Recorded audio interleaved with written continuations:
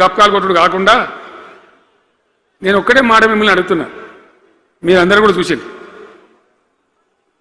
శాసనసభలో నిలబడి ఈ రాష్ట్ర చరిత్రలో ఎవడన్నా ఒక ముఖ్యమంత్రి ఈ 5 ఏళ్లలో మిషన్ భగీరథ కంప్లీట్ చేసి ప్రతి ఇంటికి నల్లా పెట్టి మంచినీళ్ళు ఇయ్యకపోతే మల్ల తేపకు నేను నిలవడం ఓట్లు అడగం అని చెప్పిన ముఖ్యమంత్రి ఎవరన్నా చూసినామా?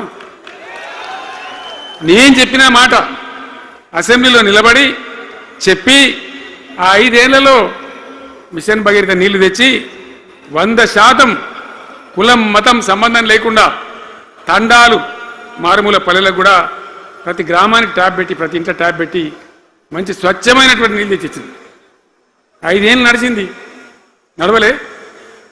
మిషన్ భగీరథ నీళ్ళు పుష్కలంగా రాలే, ఏమైనా రాలేదా? వచ్చినాయా? మరి ఇప్పుడు ఏం రోగం పుట్టింది నాకు అర్థం కాదు. ఇప్పుడు ఎందుకు గుంటుతుంది అది? ఎందుకు నీళ్ళు ఎత్తలేవు? వస్తున్నాయా ఇప్పుడు? మరి ఏం చేయాలా? లాగులు వలిగేదాకా చంపాలే.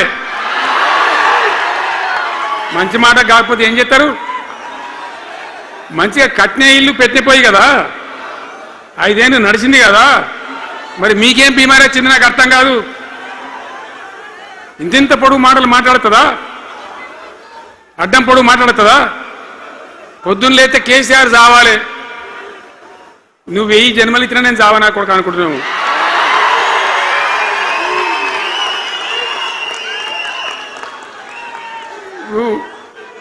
ఉట్టి మీద దాచిపెట్టింది, మన ఇళ్ళలో దాతారు కదా, ఏది ఉట్టి ఉట్టి అని ఉంటుంది. ఇప్పుడు మీకు తెలుసో లేదో కానీ ఇప్పుడు ఈ మధ్యలో ఫ్రిడ్జ్లు మోపోయిన మునుపు ఉట్టి అనేది ఉంటుండే.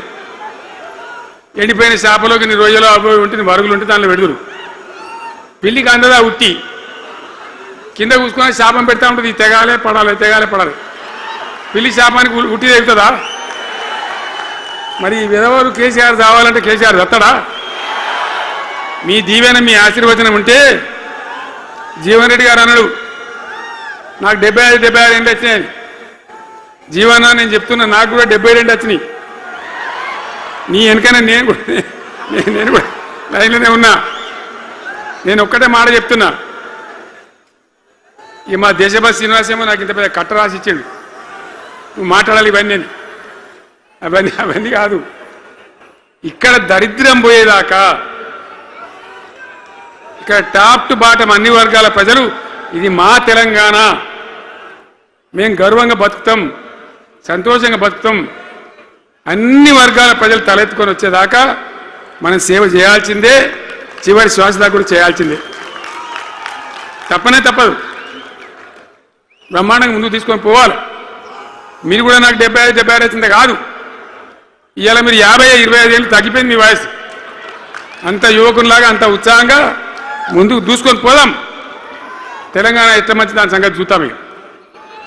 ఇప్పుడు అన్నీ ఒక పొదరిల్లులాగా చేసినాం. కరెంటు చక్కగా ఉండేనా కేసీఆర్ రాకముందు? కరెంటు ఉండేనా? కేసీఆర్ ఉన్న రోజులు మంచిగా ఉండేనా? మరి మళ్ళీ ఇప్పుడు ఏం రోగం వచ్చే, ఏం బీమారి వచ్చే? కరెంటు కాకెత్తుకొని పోయిందా? ఆనాడు 7000 మెగావాట్లుంటే ఒక ఏడాది లోపల మంచిగా చేసి 24 గంటల కరెంట్ ఇచ్చినాం, ఒక క్షణం కూడా పోకుండా. ఎప్పుడైనా రిపేర్ అవుతుంది తప్ప, టెక్నికల్ ప్రాబ్లం అవుతుంది తప్ప పోకపోతుండే. అంత మంచి పవర్ సప్లై చేసినాం. దాని తర్వాత యాదాద్రి భద్రాద్రి ఇంకా చాలా కొత్త సబ్స్టేషన్లు నిర్మాణం చేసినాం, జనరేటింగ్ స్టేషన్లు పెట్టినాం, 20,000 మెగావాట్లు తీసుకొని పోయినాం. ఏది దరిద్రులకు రాజ్యం అప్పయ్యే ముందు 20,000 మెగావాట్లు తీసుకొని పోయినాం. మరి ఏం రోగం వచ్చింది? ఏం బీమారి వచ్చింది? ఎందుకు ఇబ్బంది పెడుతున్నారు? అనేక చోట్ల రైతుల పొలాలు ఎండుతున్నాయి, పేపర్లలో ఫోటోలు వస్తున్నాయి, టీవీలలో వస్తున్నాయి, జనం ఏడుస్తున్నారు. ఎందుకు ఈ బాధ కలుగుతూ ఉంది? ఇది ఆషామాషి వ్యవహారం కాదు, ఇది జీవన మరణ సమస్య, మన బతుకుదెరువు సమస్య. ఓట్లు వేసేటప్పుడు నేను సిల్కలకు చెప్పినట్టు చెప్పిన, ఉల్టా పల్టా ఎటుపడితే వేయకుండా దెబ్బతింటారని చెప్పిన. నా మాట ఇన్నోడు ఇనలే. ఇప్పుడు ఏమైంది? ఏం జరుగుతుంది? ఆ రోజు నేను చెప్పిన వీళ్ళు కనుక గెలిస్తే ఈ దుర్మార్గులు వీళ్ళ గుండె లోపల తడి లేదు, వీళ్ళు రైతు బంధుకు రామ్ రామ్, దళిత బంధుకు జై భీమ్. అయిందా అట్లే? పక్క ముచ్చట. ఇక ఇవాళ ఇప్పుడు జీవన్ రెడ్డి గారు చెప్పిండు, కాంగ్రెస్ వాళ్ళు సభ పెట్టినాడు, కాటారంలో బుడరంలో పెట్టినాడు, ఆడ పైసలు ఎత్తారట. ఇది ఒక్క తేపకేసే రైతు బంధు నెలకొక ఇస్తా, ఎకరానికా అంటే 2 నెలలకు ఒక ఎకరానికి అంతేనా? 6,000 వేసినాం మా అంత సిపాయిలని బొచ్చగొట్టుకుంటారు. ఆనాడు ఎట్లా పడేది రైతు బంధు? 10 రోజుల గ్యాప్లో మొత్తం రైతులకు వచ్చేసింది. టంగ్ టంగ్ మన సెల్ ఫోన్ మోగుతుండే, మంచిగా టింగు టింగున పోయి బ్యాంకుకి వెళ్ళి తెచ్చుకుంటుండే. ఎక్కడ పోయా మరి? ఏం మాట్లాడిండ్రు? ఉరుకుని బ్యాంకులో పోయి 2 లక్షలు 3 లక్షలు లోన్ తెచ్చుకోండి, తెల్లారే ఆనాడే సంతకం పెడతాం, లోన్లన్నీ మాఫీ అయినాయా? ఇట్లా అడ్డగోలు నోటికొచ్చిన మాటలు చెప్పి, ఇష్టం వచ్చిన కథలు చెప్పి అర్రాసు పాడబడినట్ట.